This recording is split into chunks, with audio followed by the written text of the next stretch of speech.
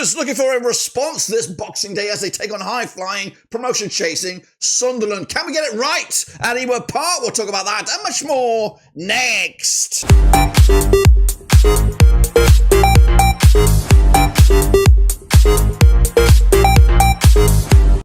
That's right, folks, back once again in another picture video today. It's all about Blackburn Rovers taking on Sunderland over at Ewood Park. That's right, it's the Christmas build-up, the Christmas madness. That's right, as our first game in this sort of chunk of games is a tricky one. It's Sunderland, of course, with a lot resting on it as we look forward to the match. We'll talk about that and more in a second. If you knew where you've been, smash your subscribe button. You want to stop shop for Blackburn Rovers Championship World Football. We're going to all hear under one Rooski, that's right. Rovers were on good form of late, but coming into this on the back of a defeat. Lastminute.com lost to Millwall on the road up against Sunderland, who of course have been grinding out some results, but keep on bloody winning. We'll take a look at all that and more in a second. Big shout out to the members, you know who you are, and a big shout out to the Patreons, you know who you are. But what we're going to do now is preview the game, which of course is coming at you on Boxing Day, of course, and we'll be here with a watch along, that's right. So look, lots to look forward to. So let's take a look at the game under the microscope, that's right, and it is Rovers and it is Sunderland, and it's at Ewood Park. The tail of the tape looks like this. They have played each other 27 times since 1997, and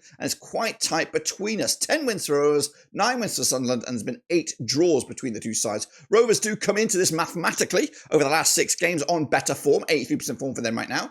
They are 5th in the table, 37 points for the campaign. Up against Sunderland, they're on 67% form, but are unbeaten in the last 4 matches. They sit 4th with 43 points to the name. A win for Rovers could close that gap between 5th and 4th to just 3 points. And of course, will make us all feel a lot better heading into still a very, very difficult run of games in the Championship. Of course, on our record, we do have a 5-1 win against them. That was the last time we played at their venue.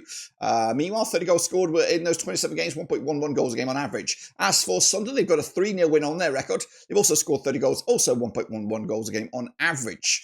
So let's take a look at some of those last games, and they're on the screen right about now. There it is. It's actually the last time we played, so a bit of a nightmare for Sunderland. It was at Stadium of Light. And it was just one of those games. Smollish with a couple there. Hedges, Dolan, Andrew Moran on the score sheet. Chris Rigg giving Sunderland something to get excited about. However, turn the clock back to the last match we played at this very venue. And look at it. 3-1 win for Sunderland. So exchange victories last season at their venue. But over the last 6, it has been very, very tight. Rovers do seem to win at home against them, but to make it difficult for them on the road. So we'll see about that. Let's take a look then over the last 6 at Ewood. It is okay form. We have just lost once of the last 6, but that one defeat was the last one. However, let's be realistic about this. We've only played each other a couple of times in the last, 15 years. So it's going to be a tricky game. It's, of course, a big game, a lot riding on it, and it could be one of those games that's just too big for each other, and it just ends up being a boring one. But it could be a cracker, a Christmas cracker, a Boxing Day cracker. Anyway, let's take a look then at the last 10. Of course, we're looking for the green things here. So we have 3 wins at the last 6, 7 even. So if you do open it over the last 10, it does look like Sunderland have the edge. But for the most recent 5, Rovers do have the upper hand on this one. They are just the one defeat again at Ewood. Against Sunderland over the last 5. So that's what we're going to roll with. If you open it up, even though the big time, let's take a look at it over the last 94. Look how tight it is. 38 wins for Sunderland, 37 wins for Rovers, and it's been 19 draws. And the goal difference is just 1 goal difference between these two clubs. So traditionally, or historically, it has always been very, very close. Coin flip, perhaps, between the two.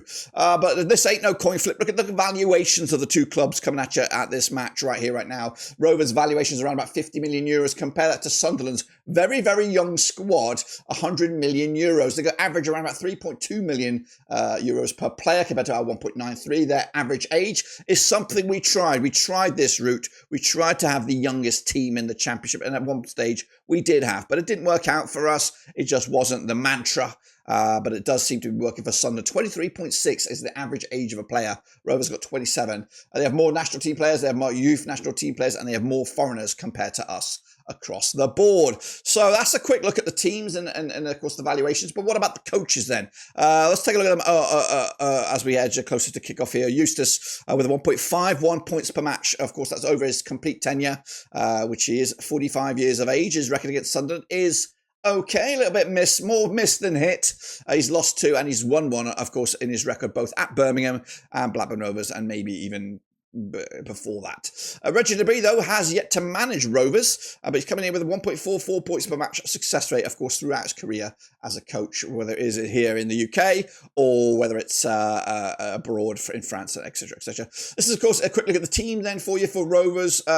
Of course, mainly aimed at Sunderland fans. Of course, Pears remains number 1 despite conceding last round, breaking his unbeaten streak of a good run of games without conceding goals. But then we do have some headaches. We've had some bad news. Let's go to the big screen on this one. Bad news, injury news for Rovers, which, of course, is not only bad news for this game, it's bad news for the Christmas period, as we've lost 2 key players through injury, through that brawler of a game against Millwall, which resulted in just that 1-0 96-minute winner for Millwall. So we do lose Harry Pickering. He's out. He joins Hayden Carter. He joins Scotty Wharton on the scrap heap. So we're a little bit light at left back. I'm not saying we're desolate at left back, but it is makes life much more complicated and actually just changes everything dynamically for Rovers. Into midfield is the bigger loss. We do lose skipper Lewis Travis, who's been a player reborn of late.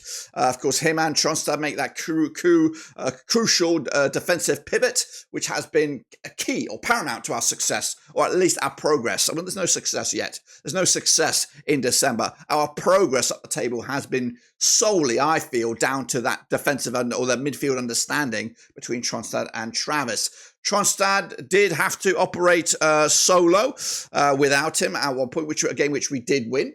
But he's going to have to do it on a more consistent basis over at least the next 6 weeks, which does include a shit ton load of games right now and, of course, into January. So a new understanding, a new rapport is going to have to be built in midfield. But the opportunity knocks for maybe 3 players here, I would say. John Buckley, of course, is vice-captain officially on the books, but has been more of a super sub of late, or a substitute. I wasn't even called a substitute. Then we have Joe Rankin Costello, who has played at right back, has been in the team of late as a right back, but can play in midfield, and that could be a chance for him. But for me, it could be the dawning of Lewis Baker. I'm a big fan of him. I think he's a little bit hard done by to come into this team now. Well, Travis and Tronstad have been phenomenal, but this is why we brought him in. This is why we brought him in, for scenarios like this. We were going to get suspensions. We were going to get injuries. It's just unfortunately they're coming now where there's a big sludge of games and important games against some heavy hitters, your Leeds, your Sunderlands, your Burnleys, all that kind of stuff in the next 4 games. We need standout monster players. Lewis Baker has to come in now, and this is his audition. If he wants to stay with us, and you know, he might not, who knows, but this is definitely opportunity knocks for Lewis Baker to come in and show us what he's all about. This is cult status making material. You come in against Sunderland, you get a few reps Sunderland, you get a few reps against Hull, you get a few reps against Leeds, but then there it is in the spotlight. You've cemented your spot alongside Tronstad for the Lancashire derby against Burnley. Wyman only knows just what a one moment in time could do for your cult status figure. Wyman can just probably wander around Blackburn and get drinks and food and snacks all paid for him because he is a superstar hero with that wonder goal against Burnley. Now, if Baker comes in, who can shoot from range, this is his moment to shine. So I'm all about it. I've always been about it. And this is it. Opportunity knock. So yes, we are weakened, but this is just why we bought Lewis Baker here. It's just why we got some of these other loanees. But then there's another bit of a headache, of course, with Baker coming in. Beck has been operating on the left wing of late, so maybe if Wyman comes in, Dolan can return Hedges. We do have some bodies in there to fill the void, but it is starting to get a little bit stretched in certain areas. And then, of course, the headache who leads the Lions. Ohashi, is it Mac Gay? Again, fortunately, I don't get paid the big bucks to make those decisions. But this is my lineup. I've gone with Pears, Beck at left back, Dom Hyam, Danny Bart, and Callum Britton. Should he be fitting around to go, I just feel more confident with him at the back than JRC. Baker does come in for me alongside Tronstad. I think the experience between them. Of course, Tronstad just knows the system. Baker has to just fit in and show us what he's all about. Koza Dubry, he had a gilt-edged charge to score this past game against Millwall. I would just say, forget about it, move on. You know, there's a player in there, especially at home. Cantwell was a little bit off the game as well against Millwall. And creative. This is very creative. it might be a little bit too creative. You might want Hedges to come in there to do more tracking back than Dolan, and then Papagay to start because Ohashi's just been playing a shit ton load of games. Let's take a look at the opposition then. Sunderland coming at you right here, right now with good goalkeepers, options. Patterson has been number one, and rightly so. Simon Moore, though, is a good backup into this very young-looking team. We've got the likes of Luke O'Neill, has been tipped for bigger things. Circuit, also very, very good. Ballard as well, and experience in Chris Mepham. Into midfield, they've got the likes of Dan Neil, phenomenal. Alan Brown, formerly of Preston, we know him very, very well. Ian Pavida, ex-Rover, of course, but not really getting in the team. But all eyes seem to be on Joby Bellingham and Chris Rigg. And then up top, you got who's been Isador's been chipping in with the goals, Mayeda as well, but Connolly recently signed as well. So they've got options, quite a lot of different variety up top. It's something like a selection box. It's like a box of roses or a box of Quality Street. Yes, but this is my team then for you. Patterson between the sticks, Sirkin, Ballard, Meppen and Neen there. We've got Neil and Joby Bellingham in it, of course. Roberts, I completely missed Roberts. Rigg, Mayeda and Isidore. Let's go back there. Where the heck does Roberts fit in all this? Is he actually, there he is, Patrick Roberts, there he is. Let's take a look at the key players under the microscope. Tyree Stolen for Rovers again. We're still waiting for any news. It doesn't look like we're ever going to get it. Any contract news from Rovers, period. But of course, more specifically with Tyree Stone, will he sign on the dotted line or not? Up against Joby Bellingham, or not? They're not up against each other, but the spotlight seems to be on these two guys. With Joby Bellingham, 90 years of age, valued a cool 12 million euros. His contract does expire 2028, but he's getting a lot of press, a lot of media coverage on him. And I think it's just a matter of time before he makes the move to the Premier League or somewhere he might follow his brother. Let's take a look at the key players then under the microscope, of course, for both home and away. Rovers top 10 looks a bit like this. We have just two players in that top 10 under the 7 grade there, so averaging around about 7 or more. But two of that top 8. Let's say two of that top 10 are out. Travis and Pickering will not be available. And then I'm trying to look to see if anyone else has got some injury concerns. It doesn't expect so. I think the rest of the guys there should be involved in some capacity. Then we flip-flop over to Sunderland there. Joe Bellingham is the best player on the pitch with Romain Mundle alongside him. And then, of course, passing down the bottom there with Dan Neil as well. So, yeah, good averages. In fact, they have a better average if we look at the players, of course, across the board. They've got 6.98 on average. They rank 4th in the division, up against Rovers 6.94, who rank 7th in the division. They've played a game more than us. They've scored more goals than us.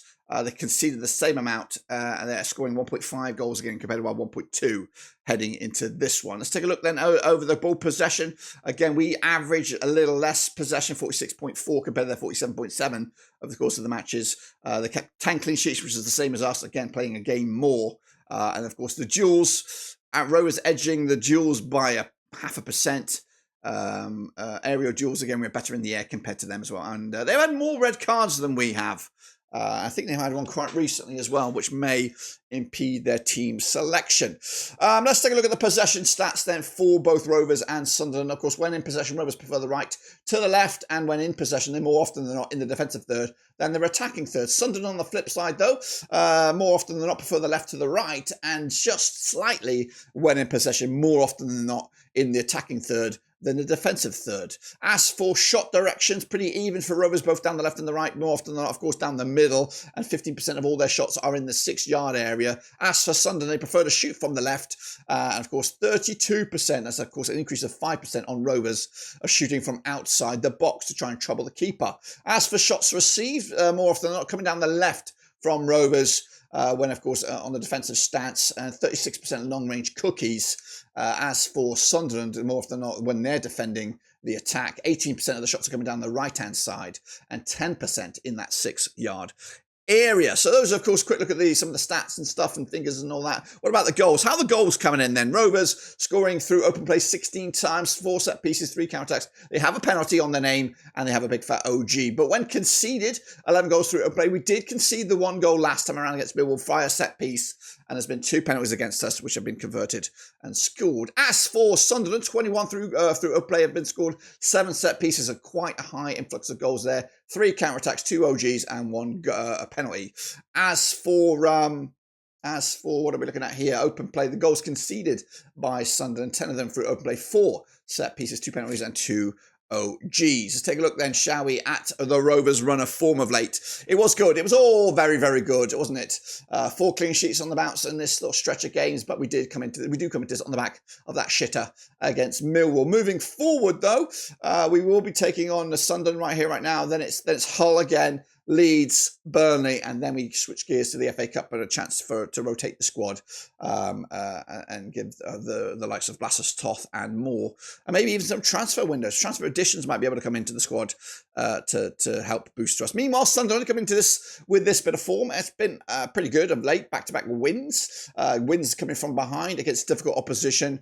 But prior to that, a little bump in the road against Bristol City at home. They did beat Stoke. They did lose to Sheffield United.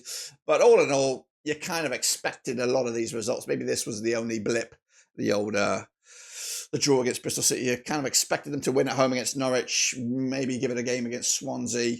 But Sheffield United were always going to be tough. So hopefully Rovers can have a better game on them at Ewood. After this, they take on Stoke once again, this time at the Bet365, then take on Sheffield United again, then it's Portsmouth, then they switch gears to Stoke again. 3 matches against Stoke in the course of, I don't even know how many days, less than a month. Or just over a month, maybe. Goodness gracious me, you'd be sick of the back time. See of these, them fellas. Anyway, so that's the tail of the tape between these two clubs coming at you.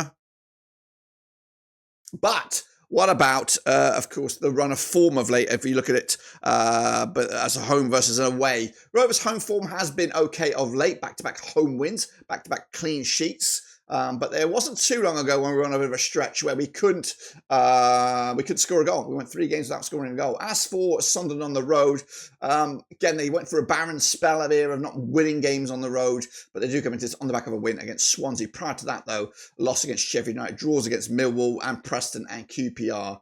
So, they're grinding out some results. I think, in all honesty, well, we'll talk about a prediction in a minute. Let's move forward then and what are we expecting from this game? Well, let's take a closer look at Rovers. Strengths, counter-attacks, aerial duels, protecting the lead, stealing the ball from the opposition. Our weaknesses, though, keeping possession of the ball. We do like to play, though, through balls, playing in our own half. We have a consistent first 11, and we can be quite aggressive. Sunderland's strengths, though, are creating chances through individual skill for finishing, scoring chances, counter-attacks, coming back from losing positions. We've definitely seen that, and scoring chances. Their weaknesses, though, are aerial duels. We've got to take full advantage of that. Controlling the game in the opposition half is their style. Coming down the left, a lot of long shots. They do like opponents to play aggressively against them. And they also have a consistent first 11. The forecast says Rovers will be shown a high number of cards and dominate the air. Sunderland, though, will control the game in the opposition half. The table, though, is like this. It's as tight as you can get, really. 4th against 5th. We could even meet, if I know I'm getting ahead of myself here, but we could meet again a couple of times in the playoffs. Who knows? Who bloody knows? But Sunderland do have the ascendancy here with a 6-point cushion at the moment over Rovers. A win for us, though, could close that to just 3 points with a game in hand. So who bloody knows? Meanwhile, what else is going around the grounds? And we'll go around the grounds in a second. This is the journeys. Rovers are the green, of course, had a bit of dip around about match day 10-11, but have come back into the thick of things in the past couple of games. Sunderland have just been here throughout. They even topped the table for a good bit, but of course dwindled into just the playoffs. Can they maintain that heading into the second half of the season? Well, these are the other games going at you on Boxing Day, and it's a stacked agenda. Of course, all eyes will be at Ewood Park as Rovers take on Sunderland. But elsewhere, Preston against Hull, Bristol City against Luton Town, Coventry against Plymouth, Swansea against QPR, Sheffield United against Burnley, Watford against Portsmouth, Oxford against Cardiff. We have Norwich against Millwall, Middlesbrough against Sheffield Wednesday. And then we have a couple of late games. We have Derby against West Brom and Stoke City up against Leeds United. Wow. So that's, of course, that. What about the top goal scorers? There's a few, but no Rovers or Sunderland players in the top 10. As for the assist players, the same. It is, of course, nowhere to be seen in that regard. In fact, I don't see any Rover or Sunderland player in these charts. So that is that. What about, of course, my prediction? Well, it all comes down to this then, doesn't it? It's a difficult game. It is a tricky game. One of a whole cluster of tricky games for Rovers over the next four matches or so into the new year. And honestly, right now, I was hopeful that we were going to come into this on the back of a win against Millwall. But in all honesty, if we won, drawn, or lost that game against Millwall, I think my prediction would have stayed the same. Sunderland are a decent side. They've got that fight. They've got that bit between the teeth, and definitely it's a game right here and now that we can win, but also Sunderland can win as well. But I just feel the end of the day, this is the time of the year where we have a little bit of a dip in form. I hope we can shake off any post-Christmas Day blues or post-Millwall Day blues at this game. But I just feel Sunderland will give us a game. It'll be one of those. It could be a bit of a boring one, to be fair, as Rovers try to cancel Sunderland out, and we may even operate as a bit of as an away side here. But all in all, I think it will be very, very tight. And to be honest with you, I cannot separate the two sides at the moment. If this was at the Stadium of Light, I would probably be back Sunderland, but it's at Ewood, so I've got to give Rovers some help here. I'm going to go with a 1-1 draw. I think a draw would be fine. Honestly, I think Sunderland fans right here, right now, if offered, they would take that. They would bite. Well, they wouldn't bite your hand off because they could definitely win this game, but we could also definitely lose it. And a draw will put us in still, I think, in the top 6. Don't quote me on that one. And then, of course, with Hull City next, a good opportunity to add some more points to it before the real stingers come in New Year's Day and, of course, the East Lancashire derby. So difficult run of games. We can win this game. We could definitely lose it, but I'll take a point right now you're offered. But we can watch the game ourselves on Boxing Day. Sit tight, hold on. We'll enjoy that on the watch along. So make sure you look out for that. Until then, I'll see you soon on the other side. Smash the old like, smash the old subscribe. Come on, Rovers! Let's have a bit of a late Christmas present. We need a result, and hopefully we can get it against Sunderland. Until then, we're done.